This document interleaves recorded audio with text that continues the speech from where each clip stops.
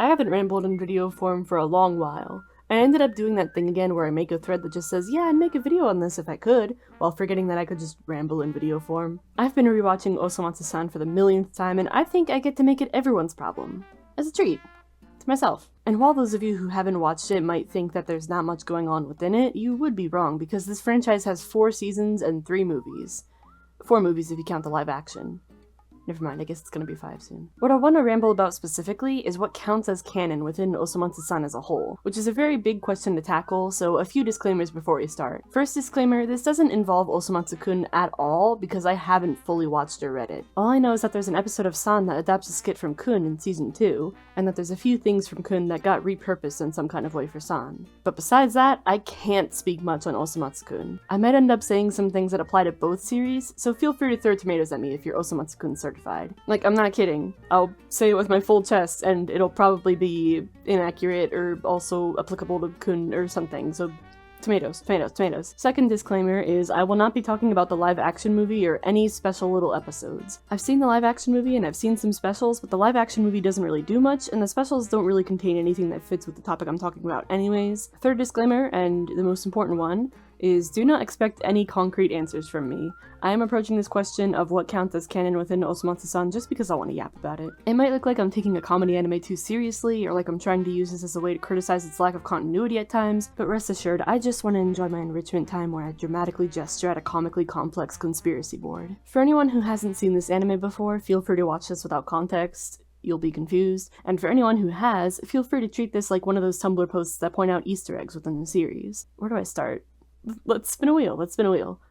F6. So F6 are introduced as the Matsunos pretending to be hot anime boys. They do this for episode 1, the Lost First episode, where they try to get more of a fan base to them, but it doesn't really work. So they don't mention it for like 10 episodes, and then they return for a Christmas AU skit that sort of reads as Totoko's fantasy because the ending is one where she gets destructive. And F6 is also in episode 3.5, where they're in an in-universe TV commercial. And so at the Christmas AU, episode 3.5, and episode 16 that also has an F6 AU, since F6 acts purely as their anime boy stereotypes for the entirety of all 3 of those, you'd think that now they've become their own characters separate from the original Matsus, right? But here's the thing, in episode 18, Choromatsu and Ichimatsu transform in and out of their F6 forms at will, and on top of that, the second ending theme has a part where F6 and Totoko play out a fantasy that ends in the normal Matsus going, "How's that?" in a way that basically puts end quotes on the entirety of the fantasy part. So now you'd think that that would mean that F6 is undeniably the Matsus themselves, but skip to season 2's finale and we see F6 separate from the Matsus entirely. But they somehow died when the Matsus died, so you'd think that that means that their lives are somehow linked with the Matsus, except the giant robot also dies with them, along with like a dozen characters that are definitively not the Matsus. If anything, it seems more like an excuse for all these characters to be present for this fighting scene. So what's the answer to this F6 dilemma, you might be asking? Don't ask me. I'm just telling you about it, don't ask me, spin the wheel.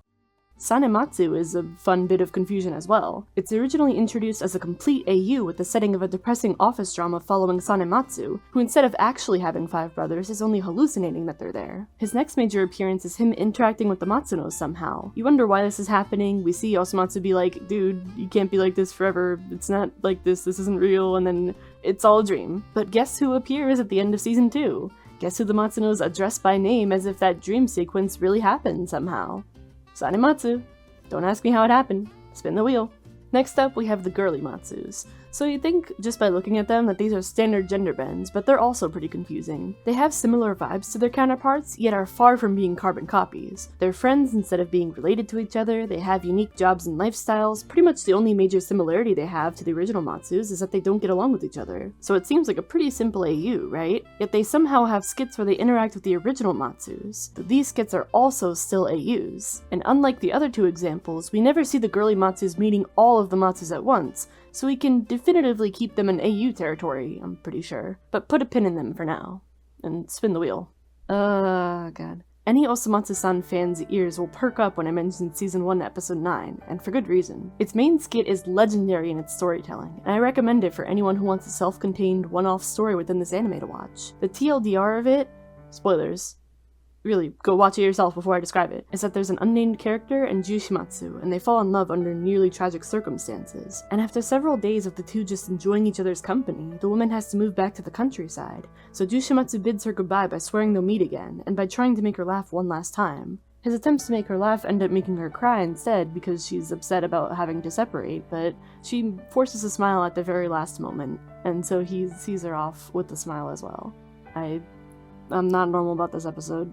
Oh my god. Ugh. Since this character never got a name in the episode, the Japanese fandom had nicknamed her Kanojo, or Kano for short, whereas Western fans had nicknamed her Homerun-chan because of Jushimatsu's final line to her, with Homura as an alternate name. A very subtle detail within this skit is that Jushimatsu starts it by wearing his baseball outfit that has a wristband on it that says 14 because his name is Jushimatsu, and by the end of this skit, we see her with that wristband. It's the very last shot before it cuts to the credits. We never see him give the wristband to her at all, you just have to be paying attention to the fact that it's his wristband. From what I remember though, this wristband is only ever present in this skit alone. It might initially seem like a skit that adds a wristband to Jushimatsu's outfit for him to give away might be an AU, but the skit with Homerun-chan gets referenced in a non-AU skit later on, so no matter how you spin it, she is canon. But she shows up in the purely comedic season 1 finale without any acknowledgement at all, and she might be this person in the background here in the comedic season 2 finale, which is a bit more grounded with no acknowledgement either. So anytime she reappears, it's in a way that's sort of, kind of not canon,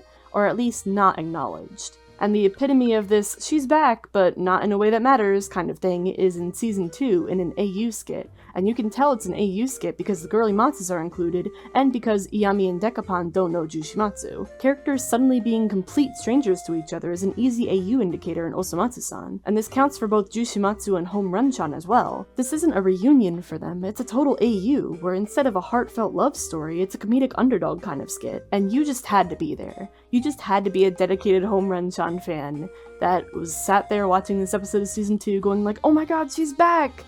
In a way that doesn't matter because it's an AU skit. Well, at least we have that singular Hesokuri Wars card of them being together. They're so cute. They're made for each other, yet this series never lets them properly reunite. I've been shipping these two since this episode aired. I'm not kidding. Just imagine being invested for years and years and years for a ship that's never meant to reunite. And yeah, I get why the skit with Homerun-chan and other such skits that are allowed to get serious without any kind of comedy or anything to interrupt it are such a rarity. I get that the series wants to be unpredictable and therefore throws these kind of emotional episodes at us like curveballs and then throws them out the window soon after.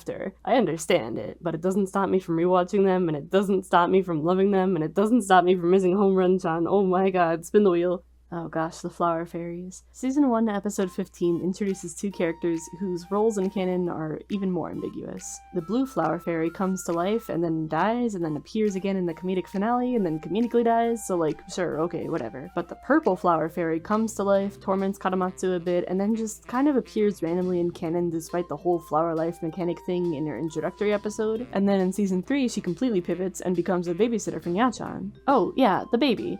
I'm not even gonna spin the wheel, I need to talk about the baby. This show sort of reads as having that kind of cartoon logic where characters never age, but across 3 seasons we see Nya-chan fall in love and then become a single mother at some point. And the baby that she has grows into a toddler, so time really is passing. And on top of that, I should probably also mention that season 3 introduces these rice ball robots here. They don't age really, but they exist, and they have like this whole comedic duo thing that they have going on that becomes a plotline, and that progresses as time passes.